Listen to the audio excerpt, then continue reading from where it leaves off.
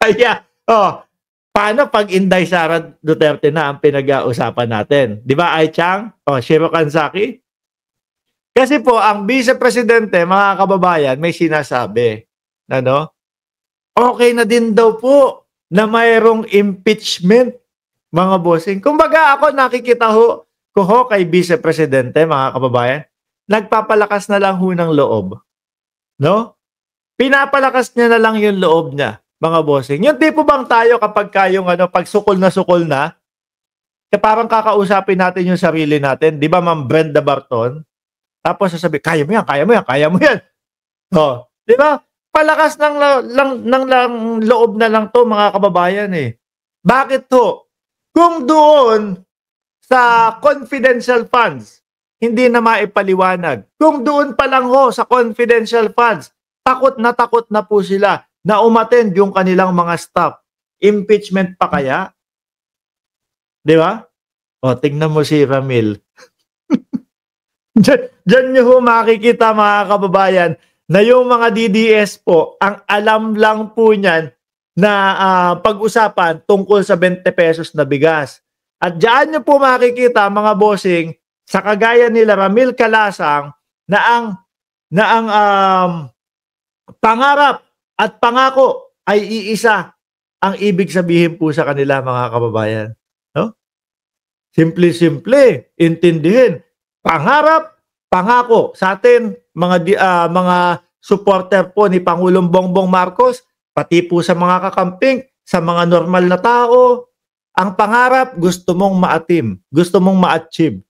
Yung pangako, merong panahon na kailangan makuha talaga. Pero sa mga DDS, wala. Isa ho ang ibig sabihin, mga kababayan. Para lang din pong BP Sara yan. Well, mabuti na rin yung mayroong impeachment cases daw po. Para kung ano man, yung mga akusasyon nila ay maayos nating masagot. Saglit lang. Meron na bang nasagot si BP Sara, mga kababayan? Mga DDS, sabihin nyo nga kung ano na ang sinagot ni BP Sara. Wala. Di ba? Noong panahon at malapit nang tanungin si Vice Presidente doon sa Quad Committee, doon sa Good Governance, Good Government, doon na po umarte si Acosta na hindi na makahinga. No? Kaya nakaligtas ang Vice Presidente doon. Noong panahon na humihingi ng budget, hindi din po nagsalita.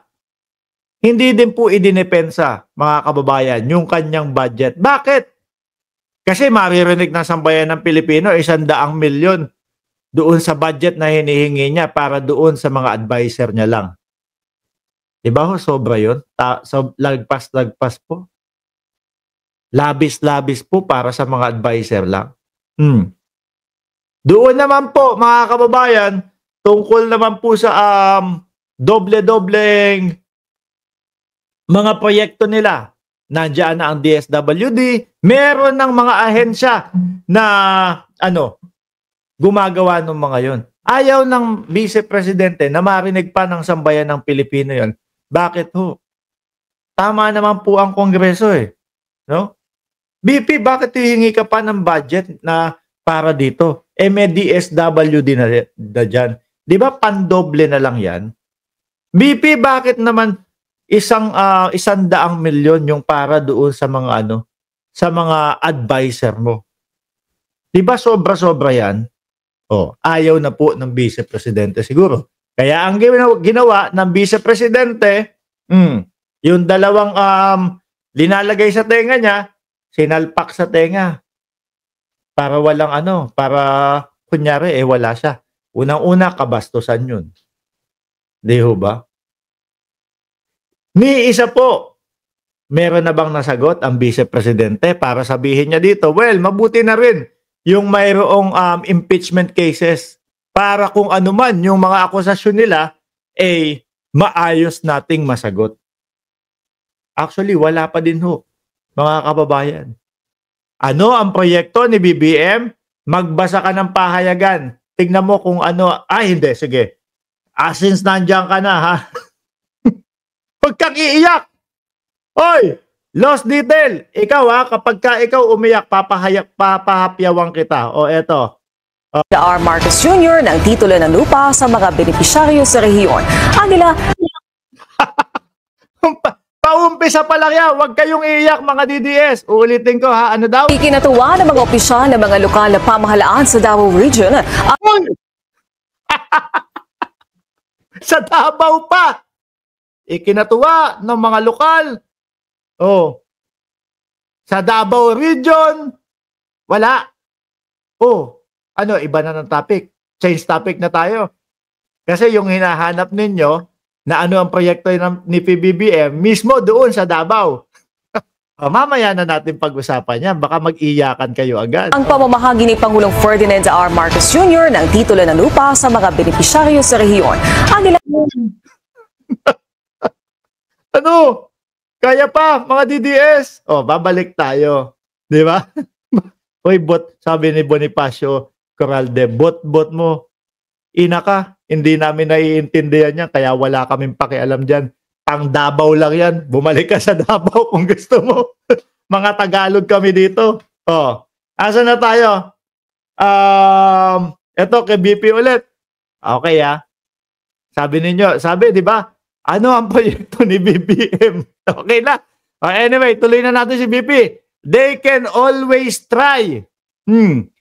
Pero sabi ko nga, sa lahat ng plano ng tao, Diyos pa. Naku, may Diyos ang vice-presidente. Pagkatapos pong sabihin na gustong magpategi at may inutusan, natigihin po ang Pangulo, asawa ng Pangulo, at si Martin Romualdez na House Speaker. Mga kababayan, pagkatapos pong sabihin doon sa namamayapa na po, nahuhukayin at itatapon sa West Philippine Sea. Diyos pa rin pala. May Diyos din pala si BP Sara. Nasaan yung mga comment ng mga DDS? Gusto ko nagbabasa meron ako nakita. Wala na. Ginawa niya yun para mapag-usapan dun. Pagka merong naipakita, mga kababayan, na hinahanap nila, meron silang iba. Kaya sabi ko sa inyo, kahit anong explain nyo, kahit anong paliwanag nyo dito sa mga DDS, hahanap at hahanap pa din po ng butas yan. Kaya hindi na kinakailangan na pagpaliwanagan yan. Yabang lang ang meron sa inyong mga Tagalog. At least hindi kami yung bot-bot mo. Di ba? Ang ayos-ayos. Ang ayos-ayos ng usapan dito. Bot-bot mo. Hindi pinapansin dito yan.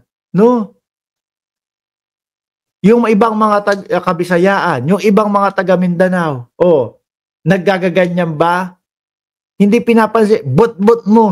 Diyos ko, hindi namin naiintindihan niya, kaya wala kaming pakialam dyan. Bahala kayong maglupasay dyan, magbubot-bot kayo dyan. Uy, may nakikipagsapa ka. Uy, naku, uy!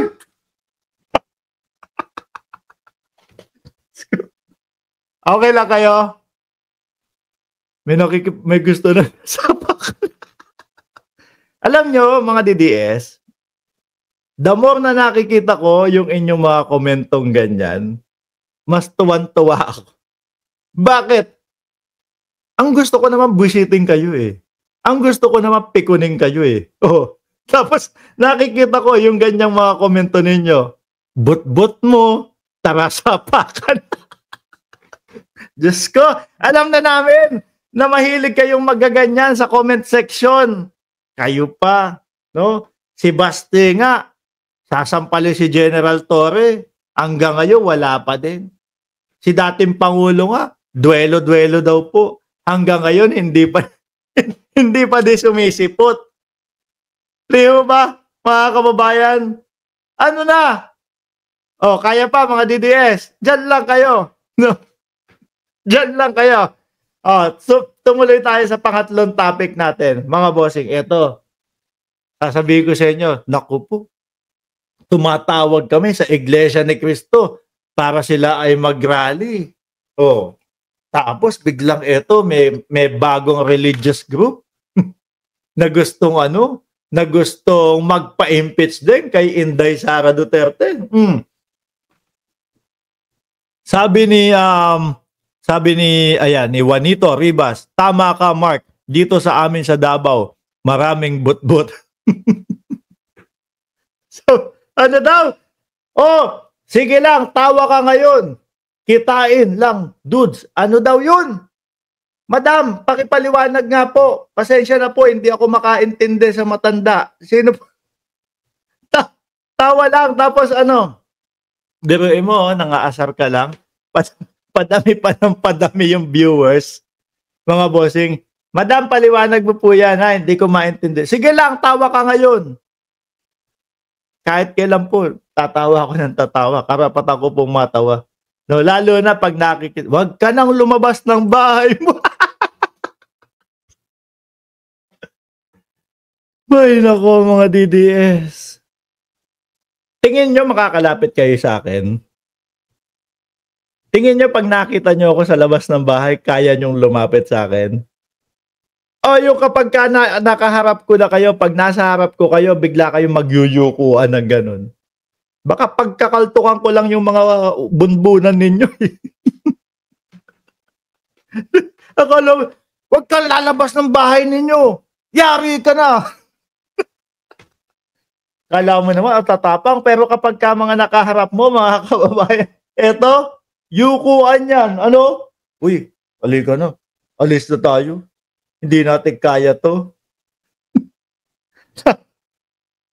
Ay, nako. Matapang kapag kahawak na yung mga cellphone nila. Oh, yan yung mga tinatawag na keyboard warrior. Di ba? May mga nagbabanta. Mga bossing, mga DDS.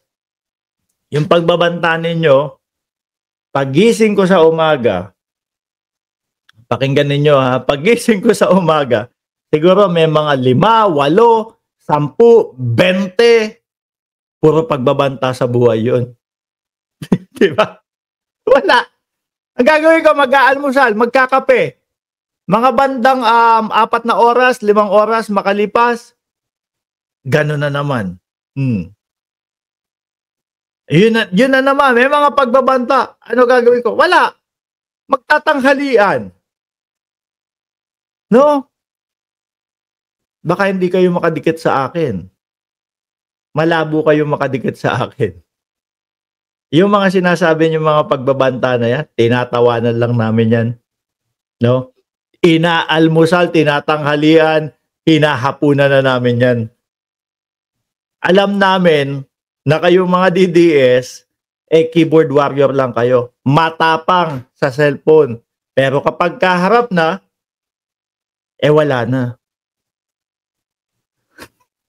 Si Iking, huy, uminom ka nga ako muna kaya na tubig dyan. Sumilip ka lang konti ngayon. Saan ako sisilip? Sa buwan. Ano makikita ko? Buwan. Hindi mo naman ako makikita pa din. Diyos ko naman itong mga to. Pag guminto akong ganito dito, yan, ganyan.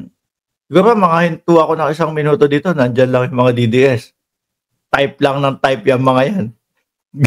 Galit na eh. Di ba? Gumanyan lang ako. Oh. 2,372 viewers. Oh, papasok pa yung ibang mga DDS dyan. Ganyan lang ha. Ganyan lang. Oh. Tuloy-tuloy yung mga comment ng mga DDS na yan. Oy, pag lumabas ako ng bahay, hindi mo din ako makikita, Iking. Diyos ko, Iking, matulog ka na lang kaya. No? Baka atakihin ka dito sa live ko. Anyway, mga bossing, lagpasan na natin to kay Inday Sara, at least na ipaliwanag na natin na itong si Inday Sara hanggang ngayon, wala naman din pong ipinapaliwanag. No? Wala din pong ipinapaliwanag. Kaya po yung sinasabi niya na impeachment case na yan, pampalakas loob na lang po yan, mga bossing. Oh, pampalakas loob na lang po ng vice presidente yan. Kaya wala na, ipit na ho, mga kababayan.